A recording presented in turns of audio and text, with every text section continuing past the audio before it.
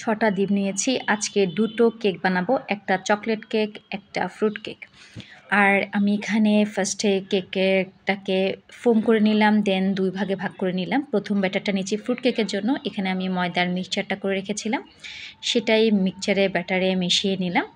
এরপর টুটি ফ্রুটিকে সেই ময়দা কিছুটা রেখে দিয়ে মিক্সচারের মধ্যে মিশিয়ে ব্যাটারে ভালো করে মিশিয়ে নিলাম। সেম ডিরেকশানে ঘুরিয়েছি।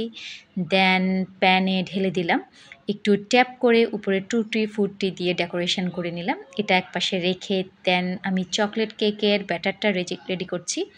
তো এরপর চকলেট বারটাকে আমি একটু ছোট, ছোট পিস করে নিচ্ছি এবং এই বারটাই আমি ময়দাতে গড়িয়ে ব্যাটারের মধ্যে মিশিয়ে নেব। দেন এক সাইডে ঘুরিয়ে সুন্দর করে মিশিয়ে আবারও আমি টাবের মধ্যে ট্যাপ করে উপরে চকলেট চিপস ছিটিয়ে দিলাম। ১৮০ ডিগ্রি সেলসিয়াস তাপমাত্রায় ৪০ মিনিটের জন্য প্রিহিটেড ওভেনে বেক করে নিলাম। আর এরপর সুন্দর করে পিস করে কেটে নিয়েছি। এই যে ওভারলোডেড চকলেট কেক আর ফ্রুট কেক সবাই বাসায় বানাবেন। আল্লাহ হাফেজ।